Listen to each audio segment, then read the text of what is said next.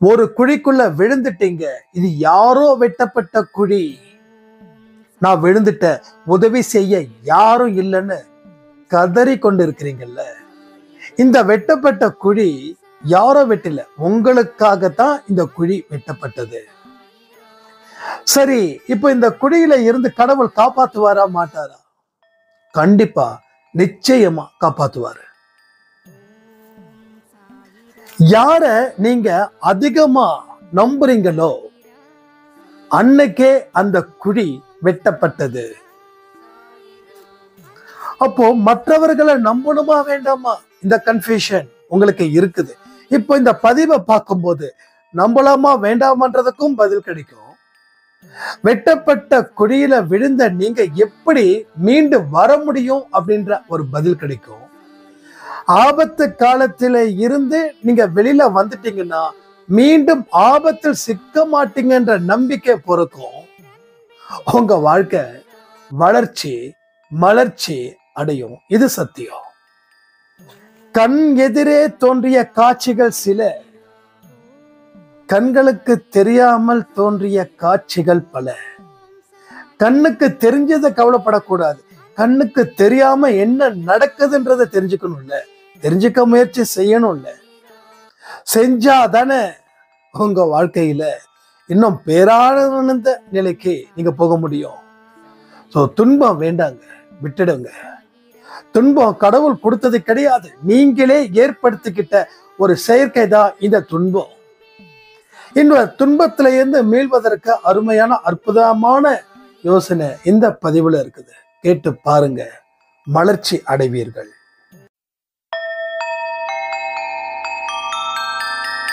ஓம் சாயிரா சாயிரா, ஓம் சாயிரா சாயிரா, ஓம் சாயிரா சாயிரா, அன்பே சாயிரா, பேரன்பே சாயிரா, அகிலம் தளிக்க ஆத்மா விழிக்க அனுதினம் சாயிரா, எங்கள் அன்பே சாயிரா.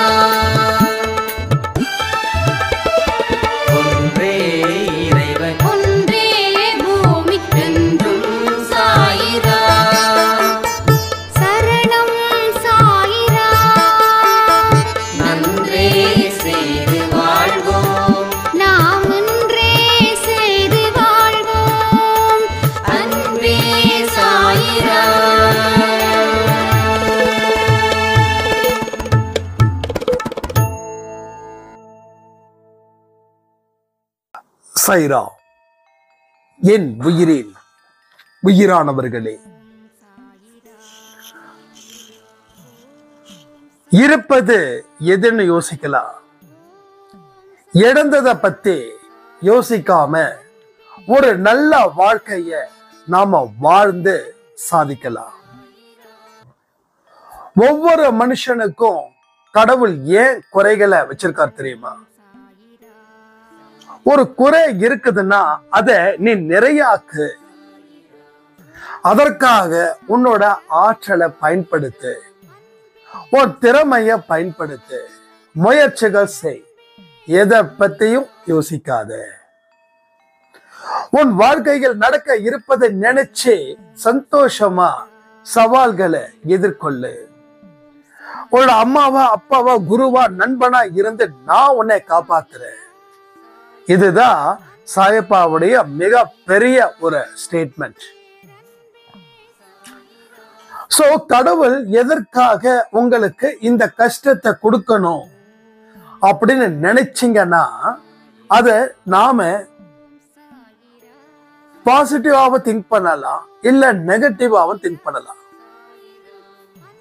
ரெண்டு வழி இருக்குது. ஒரு வழி கரடு முரடு கல்லு முள்ளு, இன்னொரு வழியோ அற்புதமான ஆனந்தமான சந்தோஷமான வழி.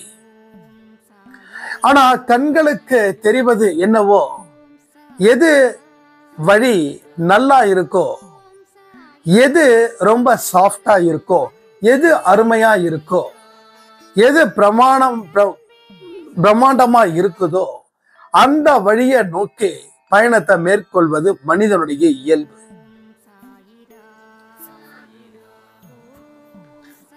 ஆனா அந்த பாதையில அந்த மனுஷன் போனா வாழ்க்கை என்ன ஆகும்? இந்த பாதையில மனுஷங்க போனா வாழ்க்கை என்ன ஆகும் அப்படின்னு ஒரு அனுபவம் நமக்குள்ள இருக்கு. ஏன்னா அந்த வழியில நாம பயணம் மேற்கொள்ளல. பட் இதற்கு முன்னாடி இருக்கக்கூடியவர்கள் பயணங்களை மேற்கொண்டார்கள். அந்த மேற்கொண்ட பயணம் எப்படி இருந்துச்சு அப்படின்னு இதற்கு முன்னாடி போனவர்களை பத்தி அந்த அனுபவத்தை நாம எடுத்துக்கலாம். அப்போ அந்த அனுபவம் இங்க இருக்கும்போது எந்த வழியில போனா பலன் நிரந்தரமா இருக்குது, எந்த வழியில போனா பலன் தற்காலிகமா இருக்குதுன்ற அறிவு அந்த அனுபவஸ்தர்கள் மூலமா நாம பெறப்படுகிறது. பெறப்பட்ட அறிவை பயன்படுத்திக்காம நாம இல்ல இந்த வழியில இருக்கட்டும், இந்த வழி ரொம்ப கல்லா இருக்குது, முரட்டுத்தனமான பாதையா இருக்குது, இதுல போனா என்னோட காலு கையை எல்லாம் அடிபடும் நினைச்சு அந்த வழியில போகாம பல மனிதர்கள் எந்த வழியில பயணத்தை மேற்கொண்டார்களோ அந்த வழியில பயணத்தை மேற்கொண்டு ஒரு தற்காலிகமான சந்தோஷத்தை அனுபவிச்சு நிரந்தரமான துன்பத்தை அனுபவிக்க தயாரா இருக்கக்கூடியவர்கள் ஏராளம்.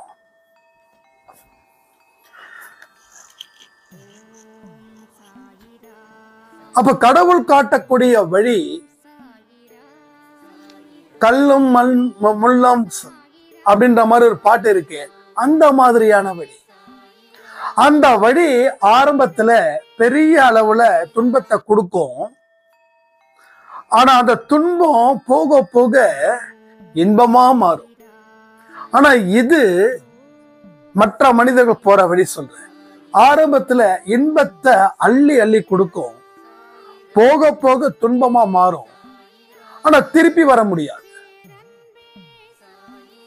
அப்போ ஆரம்பத்துல கஷ்டம், போக போக சந்தோஷம். ஆனா இங்கேயோ ஆரம்பத்துல சந்தோஷம், போக போக கஷ்டம். மனிதனுடைய மனநிலை எப்படி தெரியுமா இருக்குது? இப்ப சந்தோஷமா இருக்கியா, அத பாரு, என்ஜாய் பண்ணு, அதுக்கப்புறம் பின்னாடி பாத்துக்கலாம். இல்லப்பா 40, 50 ஏதோ பிரச்சனைன்னு சொல்றாங்களே, அது வரைக்கும் பிரச்சனை இல்லை, பாத்துக்கலாம் விடு, 20 தானே ஆகுது, நீ 20 வருஷம் இருக்குது. இந்த மாதிரியான தப்பு கணக்க போட்டு 40 முடியாம போய் கதறி கொண்டிருக்கக்கூடிய நிறைய மனுஷங்களை நாம பார்த்துக்கிட்டு தானே இருக்கோம்.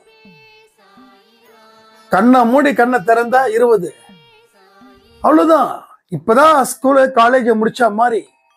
ஆனா இப்போ உங்க குழந்தைங்க ஸ்கூலு காலேஜ் முடிக்கலையா? என்ன முடிக்கிறாங்களா இல்லையா? கண்ணுக்கு முன்னாடி நடக்குதா இல்லையா? ஒரு அம்மா சொல்லியிருந்தாங்க, தம்பி எனக்கு இப்ப 50 தாண்டிடுச்சு. நீங்க சில பதிவுகளை சொல்லும் போது அந்த பதிவுகள் என்னமோ இப்ப நடந்த மாதிரி இருக்கு. அதுக்குள்ளே கிட்டத்தட்ட 30 வருஷம் போனதே எனக்கு தெரியல. நான் ரொம்ப ஷாக் ஆகி கதறி அழ ஆரம்பிச்சிட்டேன் அப்படின்றாங்க. 20க்கும் 50க்கும் இருக்கக்கூடிய அந்த வயசு வித்தியாசம் 30 வருஷம். அந்த 30 வருஷமா நம்ம வாழ்ந்தோம். கண்ணை மூடி கண்ணை திறக்கிறதுக்குள்ள அந்த 30 வருஷம் ஆன மாதிரி ஒரு ஃபீல் அப்படின்னு. ஆனா எல்லாமே தற்காலிக சந்தோஷத்தை, தற்காலிகமான ஒரு முடிவுக்காக தான் இங்க ஓடோடிக்கிட்டு இருக்கோம். இதுதான் நம்ம வாழ்க்கைய மிகப்பெரிய வில்லனா மாறி நிரந்தரமான சந்தோஷத்தை அழிக்க வந்திருக்குதுன்றதை ஏன் இப்ப வரைக்கும் நீங்க புரிஞ்சுக்கல? அப்ப இழந்ததை பத்தி பேசிக்கிட்டே இருக்கிறதால வாழ்க்கைய காலத்தை ஓட்டுறோம். அப்ப அந்த 30 வருஷம் அம்மா சொல்றது என்ன தெரியுமா? ஒரே ஒரு தோல்வி, என்னுடைய கல்யாணத்துல நான் தப்பான முடிவு எடுத்தேன். 23 வயசுல எனக்கு மேரேஜ். அங்க ஆரம்பிச்சது என் பிரச்சனை. நான் நினைச்ச மாதிரி நல்லா தான் இருப்பேன் அப்படின்னு வாழ்ந்தேன். ஆனா கல்யாணத்துக்கு அப்புறம் என் வாழ்க்கை அப்படியே தலைக்கீழா போயிடுச்சு. அதுக்கப்புறம் இப்ப சரியாகும், அப்ப சரியாகும், எப்ப சரியாகும்னு நினைச்சு நினைச்சு வாழ்ந்து அந்த 30 வருஷத்தை எப்படி கழிச்சேன்னு தெரியல. அத கழிச்சேன்னு சொல்லல, நீங்க அதை அழிச்சேன்னு சொல்லுங்க. கழிக்கிறது வேற, அழிக்கிறது வேற. கழிக்கிறது வேற, அழிக்கிறது வேற. நம்ம காலத்தை கழிச்சோமா, காலத்தை அழிச்சோமா? கழிக்கிறதுன்றது நல்ல விஷயத்துக்காக வச்சுக்கலாம். அழிக்கிறது முடிஞ்சிருச்சு. சோ திருப்பி பெற முடியாதது. மிக முக்கியமானது என்னன்னா அது காலம். அந்த காலத்தோட எல்லாமே வந்துடும். உங்க வயசு, உங்க திறமை எல்லாம் வந்துடும். அத ஒன்ன தொலைச்சிட்டோம், ஒன்ன அழிச்சிட்டோம் அப்படின்னா நம்மள நாம சிதைச்சிக்கிறதுக்கு சமம். சோ இந்த மாதிரியான கான்செப்டை பேஸ் பண்ணி நம்ம லைஃபை லீட் பண்ணிக்கிட்டு இருக்கோம். இதுல இருந்து மீண்டு வர வழி தெரிஞ்சும் வராத மாதிரி நம்ம நடிச்சுக்கிட்டு இருக்கோம். மீள முடியலன்னு சொல்லாதீங்க, ஐடியா தெரியலன்னு சொல்லாதீங்க. இழந்ததை நினைச்சுக்கிட்டு இருந்தா எதையும் பெற முடியாது அப்படின்ற ஒரு விஷயம் உங்களுக்கு புரியாதா? இல்ல புதுசா யாராவது சொல்லி கொடுத்துருக்காங்களா? அப்ப இழந்ததை விட பல மடங்கு பெருவாய்ன்னு சொல்லக்கூடிய வார்த்தைக்கு அர்த்தம் தெரியுமா? இழந்ததை நினைச்சுக்கிட்டு வாழாத, இழந்ததை நினைச்சு கவலைப்படாத. இனியும் உனக்குன்னு ஒரு ஓட்டம் இருக்கு. அந்த ஓட்டத்தை நீ ஓடணும். ஓடுனா இழந்ததை விட பெறப்போவது அதிகம். அது ஏன் உனக்கு புரியல? எப்ப பார்த்தாலும் இவன் சரியில்லை, அவன் சரியில்லைன்னு சொல்றியே. என்னைக்காவது ஒரு நாள் நாம சரியா இருக்கோமா அப்படின்னு நினைச்சு பார்த்திருக்கியா? நீ நினைச்சு பார்த்திருந்தா இன்னைக்கு உன்னோட காலத்தை நீ அழிக்க மாட்ட. என் லைஃப்ல நிறைய விஷயங்கள் நான் ஃபீல் பண்ணக்கூடியதுல இந்த காலத்தை வீணாக்குனது இப்ப வரைக்கும் என்னால ஏத்துக்கவே முடியல. இப்ப வரைக்கும் நான் கடவுள்கிட்ட மன்னிப்பு கேட்கிறேன், என்னை மன்னிச்சுடு. எவ்வளவு பெரிய ஒரு கோல்டன் ஆப்பர்ச்சுனிட்டி. ஒவ்வொரு நாளும் 24 மணி நேரத்தை எனக்காக கொடுத்த அந்த 24 மணி நேரத்தை நான் எவ்வளவு மோசமா பயன்படுத்தினேன். என்னை விட முட்டாள், என்னை விட மூடன் உலகத்துல யாருமே இருக்க முடியாதுன்னு என்னைக்கு என்ன நான் எச்சரிக்க ஆரம்பிச்சனோ அதுல இருந்து மீள்வதற்கு கடவுள் நல்ல ஒரு வழியை எனக்கு கொடுத்தாரு. அப்போ என்ன நான் எச்சரிக்காம இருந்தா கடவுள் எனக்கு எந்த விதமான அறிவையும் தந்திருக்க மாட்டாரு. ஏன்னா கொடுத்த அறிவை பயன்படுத்திக்காதப்போ அந்த அறிவு எனக்கு பயன்படாம போயிடுச்சு. நான் உங்ககிட்ட ஒரு பொருளை கொடுக்குறேன், அந்த பொருள் உங்க வாழ்க்கைக்கு வழிவகுக்குது. அந்த பொருளை பயன்படுத்தினாதான் வழிவகுக்கும். அந்த பொருளை பயன்படுத்தாம கூடன்ல வச்சுட்டோம் அப்படின்னா அது எப்படி யூஸ்ஃபுல்லா ஆகும். அதே போலதான் காலம், அறிவு எல்லாத்தையும் உங்ககிட்ட கொடுத்துட்டாரு.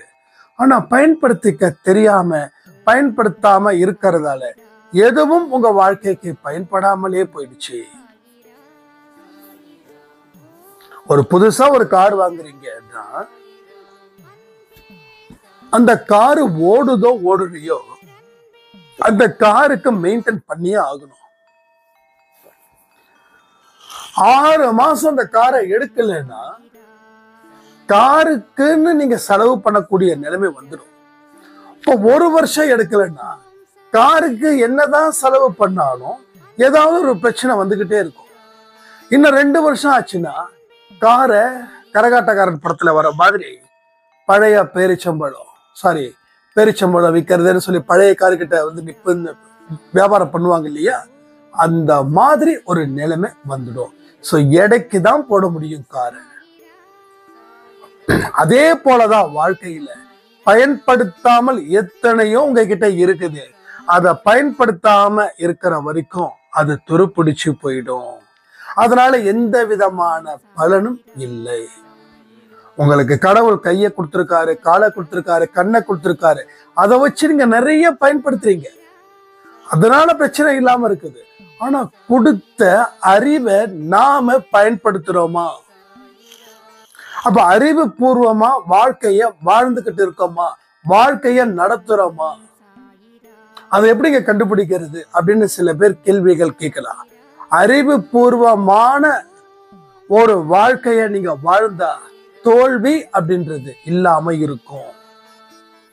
ஒவ்வொரு தோல்வியும் ஒவ்வொரு அவமானத்தையும் அறிவுபூர்வமான அறிவுன்ற பாதையில அறிவுன்ற கண்ணோட்டத்தோட பார்க்கும்போது அதை எதிர்த்து நின்று போராடி ஒவ்வொரு தோல்வியையும் ஒரு வெற்றி படிக்கட்டுகளா மாறி மாறி மாறி உங்க வாழ்க்கையோட தரத்தை உயர்த்த முடியும். இத நீங்க கரெக்டா செஞ்சிருந்தீங்கன்னா உங்க வாழ்க்கையில அறிவை பயன்படுத்திருக்கீங்க. இத பயன்படுத்தல அப்படின்னா வாழ்க்கையோட தரம் உயர்ந்திருக்காது. இதுதான் கணக்கு. சோ ரொம்ப ஈஸி. கேள்விகளை கேளுங்க, பதில்களை அள்ளிக்கிட்டு போங்கல. கேள்விகள் எந்த கேள்விகளா இருந்தாலும் கேளுங்க.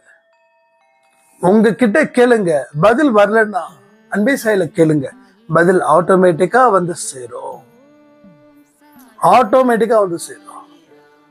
சோ இதுல மிக பெரிய விஷயம் என்னன்னா, உங்களை பத்தி பெருமையா பேசக்கூடாது, உங்களை பத்தி பரிதாபமா பேசக்கூடாது. இந்த ரெண்டு விஷயமும் நடக்காம இருந்தா உங்க வாழ்க்கையில வெற்றி அப்படின்ற ஒரு விஷயம் இங்க கண்டிப்பாக கச்சிதமாக நடக்கும்.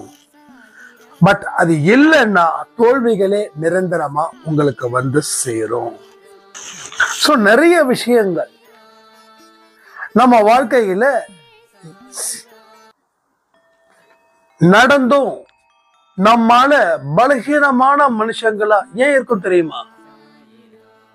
ஒரு பாம்பு வந்துச்சுன்னா அந்த பாம்பு கிட்ட இருந்து நம்மளை காப்பாத்திக்கணும்ன்ற அறிவு நம்ம கிட்ட இருக்கிறதாலதான் பாம்பு நம்மளை எதுவும் செய்ய முடியாத அளவுக்கு நாம நம்மளை தற்காத்துக்கிறோம்.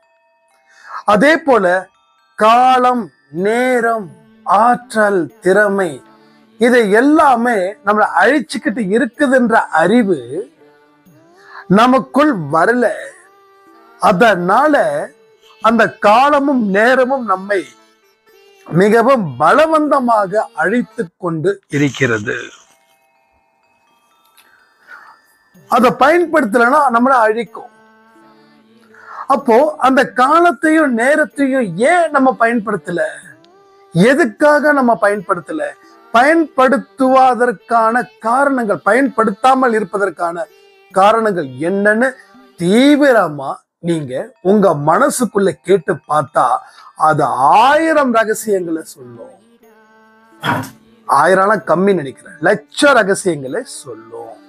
அப்படி என்னப்பா ரகசியங்கள் சொல்லுது அப்படின்னு கேட்டா என்னன்னு தெரியுமா சொல்லும்? நீ வாழ்க்கையில எதை பத்தியும் யோசிக்கல. நீ யோசிச்சதை எல்லாம் செத்து போன நாட்களை பத்தியே.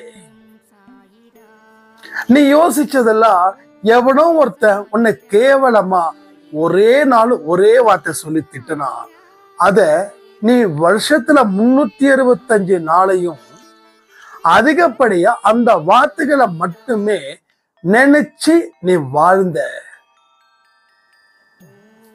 இது மாதிரி லட்சம் காரணத்தை அது கொட்டிக்கிட்டே இருக்கும். வாழ்க்கையில நீ துன்பப்பட்டதற்கான காரணங்கள் அத்தனையும் அது கொட்டும் அருவி போல. நல்லா யோசிச்சு பாருங்க, உங்க வாழ்க்கையில எதை நீங்க அளவுக்கு அதிகமா நினைச்சு பார்த்தீங்க? அதை நினைச்சு பார்க்கும்போது உங்கள் உடல் ரீதியா மன ரீதியா நீங்க பாதிக்கப்பட்டீங்களா, பாதிக்கப்படலையா? இதை எல்லாத்தையும் திங்க் பண்ணும் போதுதான் உங்க வாழ்க்கையில காலத்தை நீங்க எந்த அளவுக்கு அழிச்சிங்க அப்படின்ற வரைக்கும் தெரியும். இன்னைக்கு எத்தனையோ பெரிய பெரிய பெரிய பெரியவர்கள் பதவியில இருக்காங்க. அவங்க அத்தனை பேரும் ஒரே சொடக்கு போட்ட நேரத்துல அவங்க வெற்றி பெறல. எத்தனையோ அவமானம், எவ்வளவோ தோல்வி, அத்தனையும் பார்த்துதான் இன்னைக்கு அவ்வளவு பெரிய இடத்துல போய் உட்கார்ந்து இருக்காங்க. இந்த அறிவு நமக்கு இருக்கா இல்லையா? சொல்லுங்க, இருக்கா இல்லையா? ஆனா மனுஷன் அவன் உடைச்சதால போய் முன்னேறல, அவனுக்கு அதிர்ஷ்டம் அடிச்சதால அவனுக்கு அந்த முன்னேற்றம் இருந்ததுன்னு நாக்கு கூசாம சொல்லும்போது அவன் உழைத்தவனை பார்த்து பொறாமையும் உழைத்தவனை பார்த்து அலட்சியப்படுத்துறதால அந்த பாவத்தையும் வாங்கி வாங்கி சேர்த்துக்கிறான்.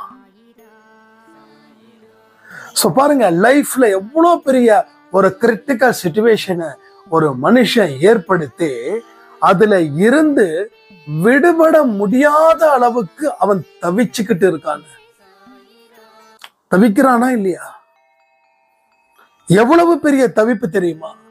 அதாவது இனி நம்மளை யாரும் காப்பாற்ற முடியாத அளவுக்கு ஒரு இடத்துக்கு போயிட்டோன்ற நிலைமை. அது உண்மையும் கூட. இப்பயும் அந்த நிலைமையில இருக்கலாம். கமெண்ட் பண்றீங்களா? யார் யாரெல்லாம் இப்ப வரைக்கும் தவித்து கொண்டு இருக்கிறீர்கள்? எனக்கு யாருமே உதவி செய்ய இல்லைங்க. ஏதாவது ஒரு அதிசயமோ அற்புதமோ நடந்தா மட்டும்தான் இந்த வாழ்க்கையில இருந்து சாயப்பா என்ன காப்பாற்றுவாருன்னு எத்தனை பேரு அந்த மாதிரியான எண்ணங்களை மனசுல வச்சிட்டு இருக்கீங்களோ கமெண்ட்ல கமெண்ட் பண்ணுங்க. இதை நான் ஏன் கேட்கிறேன் அப்படின்னா, இப்ப வரைக்கும் அந்த இடத்துல இருக்கிறவங்க நிறைய பேர். ஆனா இப்போ ஒரு பாதுகாப்பற்ற சூழ்நிலையில நீங்க இருக்கிறீங்கன்னு தெரியுது, கடவுளுக்கும் புரியுது. அப்ப கடவுள் சொல்லக்கூடிய வார்த்தைகளை கேட்டாதானே அந்த இடத்துல இருந்து தப்பிக்க முடியும். ஏன் தப்பிக்கல? தப்பிக்காம இருப்பதற்கு காரணங்கள் என்ன?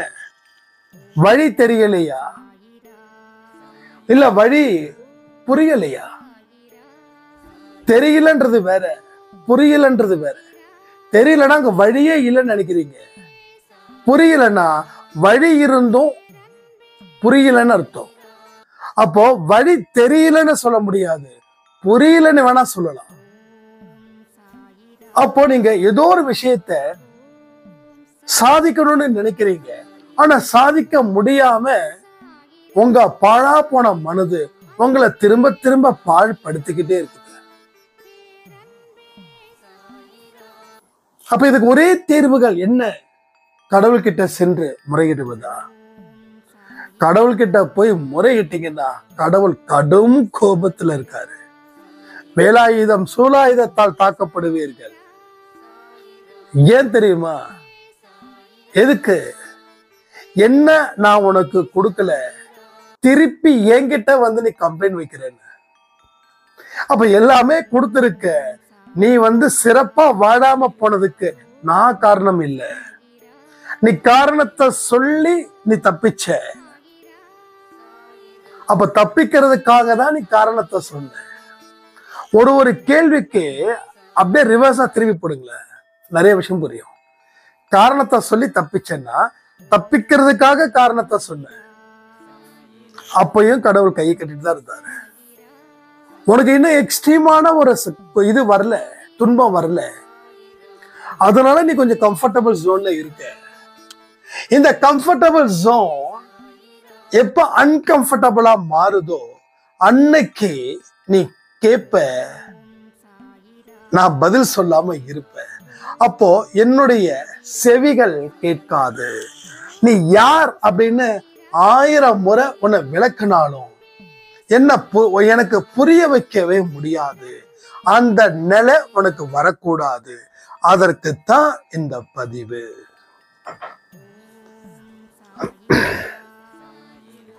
அப்படி என்ன செய்யணும்?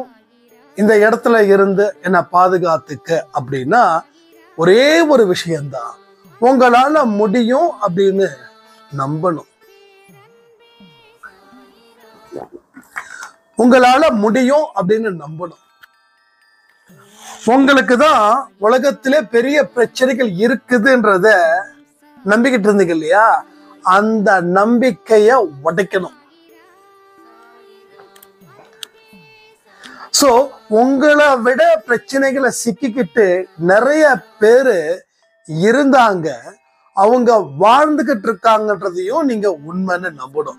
இந்த மாதிரியான நம்பிக்கையை ஏற்படுத்தணும்.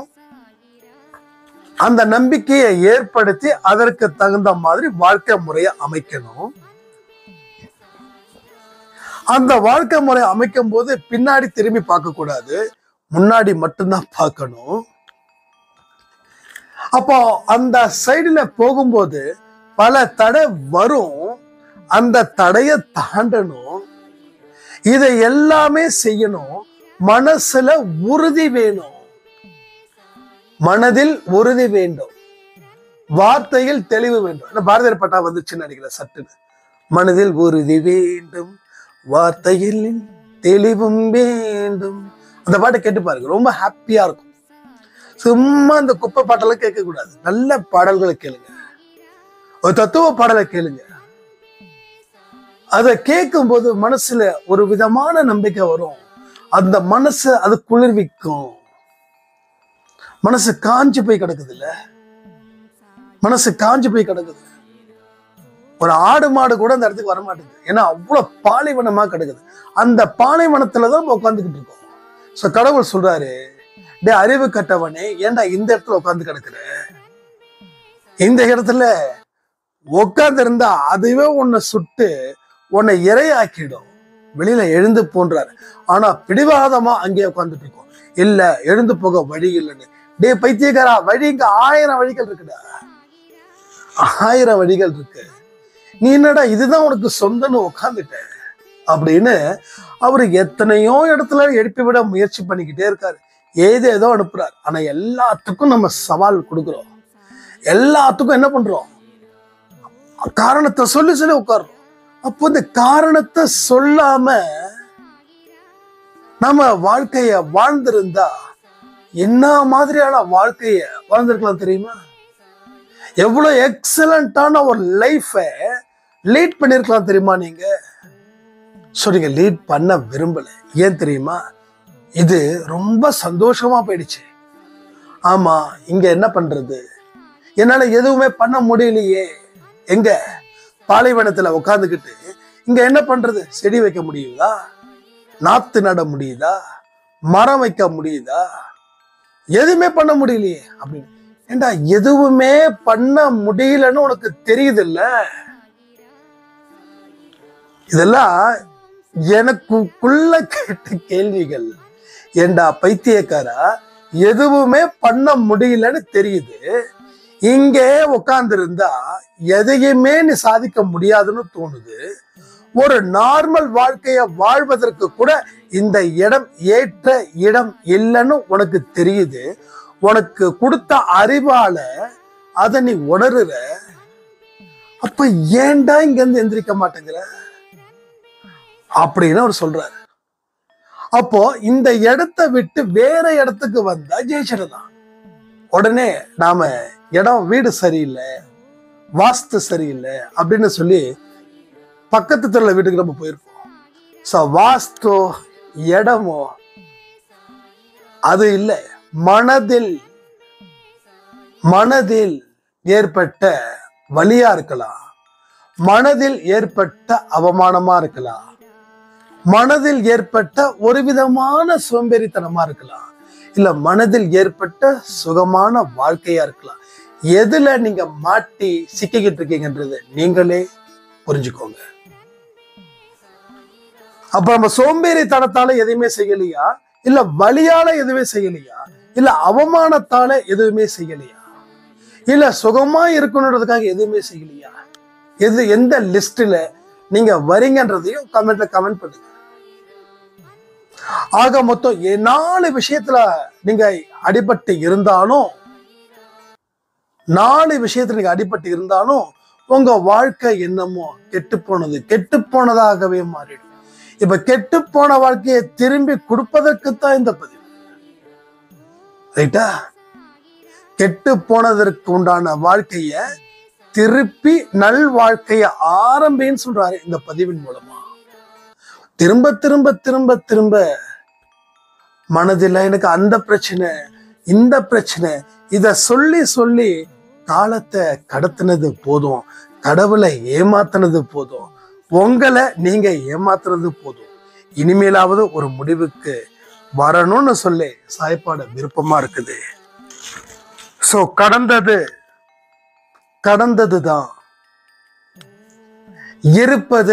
இருப்பதுதான், நடக்க வேண்டியது இதுதான் அப்படின்னு சொல்லி உங்களால உறுதியான மனநிலையை ஏற்படுத்த முடியுமா? கமெண்ட் பண்ணுங்க. கடந்தது கடந்ததுதான். கடந்தது கடந்ததுதான்.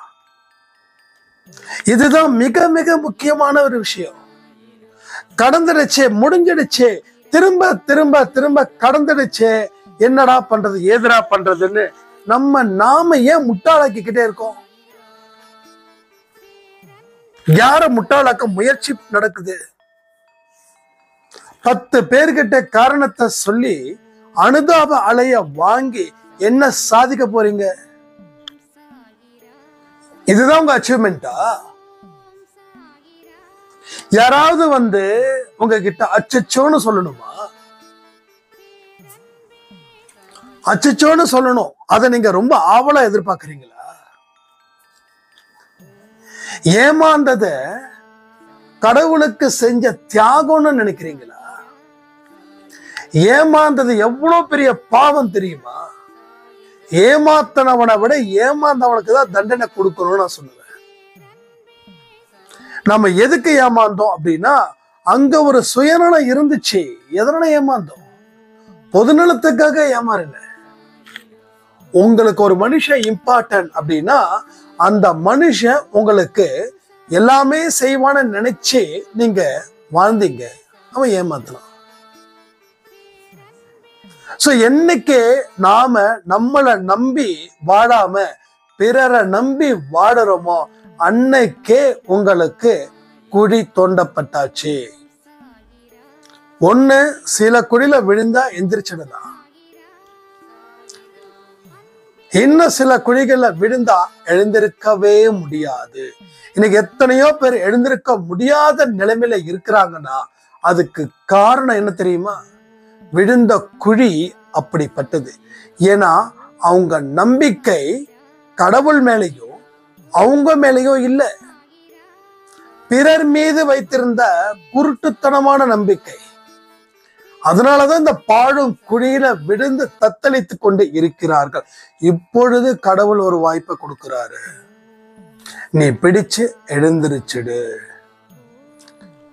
ஒரு குழி அப்படின்னா, வெட்டப்பட்ட குழிய கொஞ்சம் பொறுமையா நிதானமா இங்க இருந்து எழுந்திருக்க முடியும்னு நம்பு.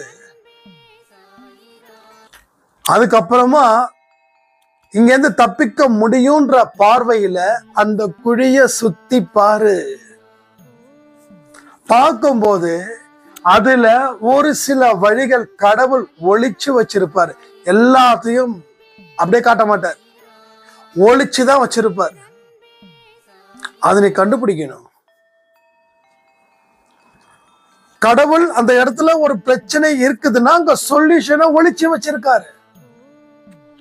அது என்னன்னு கேட்க கூடாது, அது என்னன்னு நீங்க தான் கண்டுபிடிக்கணும். அதை கண்டுபிடிச்சு அந்த கிரிப்பை பிடிச்சு மேலே ஏறி வா. ஒரு கிரிப்பும் ஒன்னு கீழே மறுபடியும் தள்ளும், இன்னும் சில கிரிப்பு மேலே ஏற்றும். அப்போ 5 அடி சறுக்கும், 2 அடி உயர்வுக்கு வரும். நீ 2 அடியில ஏறினா 5 அடி சறுக்குதுன்னு நினைச்சு கீழே விழுந்துராத. கீழே விழுந்தா காலம் பூரா காப்பாற்ற முடியாது. நீ விழுந்து விழுந்துதான் எழுந்திருக்கணும். அப்படின்னு விடாம நான் எழுந்திருக்கணும் அப்படின்னு நினைச்சா நீ விழுந்துதான் கிடப்ப. நீ எழுந்திருக்கும் போது மறுபடியும் விழணும், மறுபடியும் எந்திரிக்க ட்ரை பண்ணணும், மறுபடியும் விடுவேன். அப்போ உனக்குள்ள ஒரு அறிவு, ஒரு வேற ஒருத்தனும் பேசுவான், இதை இப்படி செய் அப்படி செய் அப்படின்னு. அப்போ அதை வச்சு எழுந்துரு. முதல்ல பள்ளத்துல இருந்து வெளியில வா. வெளியில வந்துதான் உன் வாழ்க்கை ஆரம்பமாகுது. அதுக்குள்ளேயே உன் வாழ்க்கை ஆரம்பம் ஆகாது. எங்க இருந்து தொடங்கணுமோ அங்க இருந்துதான் தொடங்க முடியும். 0 வயசுல இருந்துதான் பிறக்கிறோம். 60 வயசுல யாரும் பிறக்கல. சோ தொடக்கம் 0 தான், முடிவுதான் 100. ஆனா அந்த பாதியில நான் அதை பண்ணணும், இதை பண்ணணும், என்னென்ன வழிகள்லாம் இருக்கு, என்னென்ன ஷார்ட்கட் மெத்தடாலஜி இருக்கு அப்படின்னு ஷார்ட்கட்டை தேடிக்கிட்டு போயிட்டே இருந்தா ஒரு பக்கம் காலத்தை வீணாக்கிக்கிட்டே இருக்க. கடைசியில உனக்கு புரியுது இதுக்கு எந்த ஷார்ட்கட்டும் இல்லை, இதுக்கு ஒரே கட்டு தான் இருக்கு, அதான் நேர்மையான கட்டு. அங்க போயிருந்தா என் வாழ்க்கை இன்னைக்கு தொலைஞ்சிருக்காதுன்னு சொல்லி பின்னாடி புலம்புறதுக்கு இப்பொழுதே எடுத்து வை. ஒவ்வொரு அடியையும் விழக்கூடாதுன்னு நினைக்காத, விழுந்தாலும் எழுந்திருச்சிருவன்ற நம்பிக்கை வை. ஸோ நெகட்டிவ்ல பாசிட்டிவ் வை, தப்பே கிடையாது. இங்க அப்படிதான் வைக்கணும். நெகட்டிவ்ல பாசிட்டிவ் வை, பாசிட்டிவ் வச்சு இல்ல நான் எழுந்துச்சிருவேன், அதை பண்ண மாட்டேன் இதை பண்ண மாட்டேன், கீழே விழுந்துட்டா உன் நம்பிக்கை உடைச்சிடும், உன் நம்பிக்கை உடைஞ்சிடும். கண்ணாடி கிளாஸ் மாதிரி உடஞ்சிருச்சுன்னா முடிஞ்சிருச்சு. என்னதான் உன் பேஸ்ட்டை வச்சு ஒட்டினாலும் உடைஞ்சதுதான், அது எப்ப வேணாலும் உடையும். சோ நம்ம நம்பிக்கையை உடைக்காம இருக்கணும்னா எது வேணாலும் நடக்கும், ஆனாலும் நான் மீண்டு வருவேன் அப்படின்னு சொல்லும் போது எது நடந்தாலும் உன் நம்பிக்கை என்னைக்கும் எப்பையும் உடையாது. உன் கை உடையலாம், கால் உடையலாம், ஆனா உன் நம்பிக்கை உடையாம இருக்கிற வரைக்கும் உன்னை எவன் நாளையும் தொட்டு கூட பார்க்க முடியாது. ரைட்டா? சோ இந்த மாதிரியான விஷயத்தை ஏன் நம்ம நினைக்க மாட்டோம்னா இதுக்கு நிறைய கஷ்டப்படணும். நம்ம நினைக்கிறோம் அப்படியே குழியில விழுந்து கிடக்குறோம். யாராவது இந்த எப்படி ஹனுமன் ஒரு மலையை தூக்கிட்டு, சஞ்சீவ் மலையா, அந்த மலையை தூக்கிட்டு போற மாதிரி யாராவது ஒருத்தர் வந்து என்ன அப்படியே அலேக்கா தூக்கிட்டு போயிடுவாங்களா? யாரும் அந்த மாதிரி உதவிகள் செய்வதற்கு தயாராக இல்லை. ஏன்னா யாருக்கும் அந்த மாதிரியான அதிகாரத்தை கடவுள் வழங்கல. எவ்வளவுதான். சோ நடக்காத ஒரு விஷயத்த நடக்கும்னு நினைச்சு உட்கார்ந்துட்டு இருந்தனா காலத்தை அழித்து கொண்டு இருக்கிறோம். காலத்தை என்ன பண்றோம்? அழிச்சுக்கிட்டு தான் இருக்கும். அதை வந்து ஃபுல்ஃபில் பண்றதுக்கோ இல்ல அடுத்த கட்டத்துக்கு போவதற்கோ சோ எந்த எஃபர்ட்ஸும் பண்ணல. சோ உழைச்சா உயர்வு பெறுவோம், உழைக்கலைன்னா தாழ்வு அடைவோம். அவ்வளவுதான். இதுக்கு என்ன வார்த்தையோ அதுக்கு எதிர்மறை வார்த்தை தான். உழைத்தால் உயர்வு அப்படின்னா உழைக்கவில்லை என்றால் என்ன அர்த்தம்? நம்ம என்னைக்குமே ஒரு வார்த்தை மட்டும்தான் பார்க்கிறோம், உழைத்தால் உயர்வு பாடு. சரி, நீ உழைக்காம இருக்கிறது காரணம் என்ன தெரியுமா? அந்த வார்த்தைக்கு அடுத்த ஒரு மீனிங் பார்க்கல. உழைக்கிறனா தாழ்வு. அதனாலதான் நீங்க நிறைய பேர் வந்து உட்காந்துக்கிட்டு நீங்க சில இதெல்லாம் ஸ்டேட்டஸ்லாம் பார்த்தா இந்த ஸ்டேட்டஸ் ஏன் வைக்கிறாங்கன்னு தெரியாது. ஒரு நம்பிக்கைக்குரிய வார்த்தைகளை நீங்க மத்தவங்களுக்கு சொல்றீங்களா இல்ல நீங்க அதை உங்களுக்கு பிடிச்சிருக்கா? எனக்கு புரியல. எனக்கு லாஜிக்.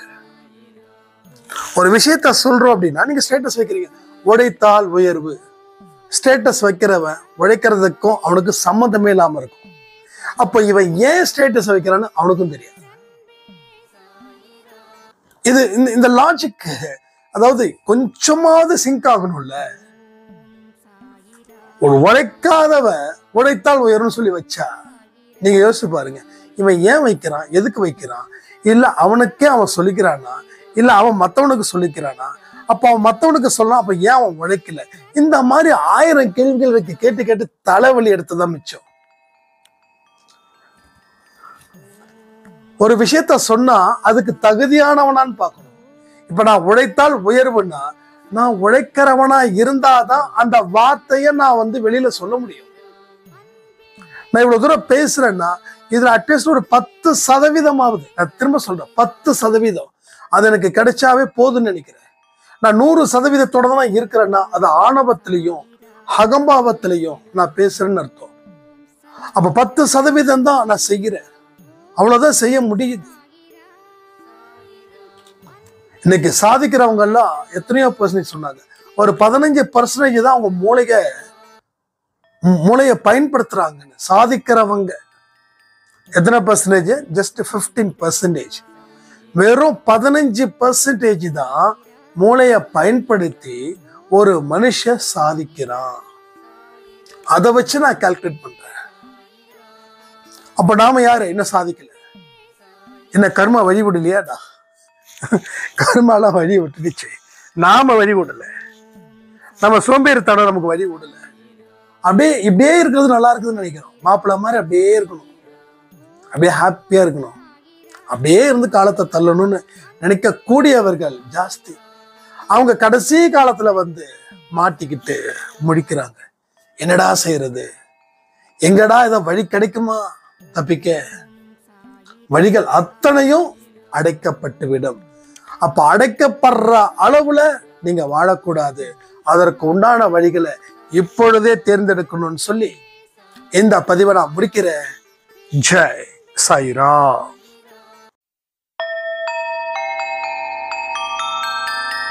ஓம் சாயிராம்.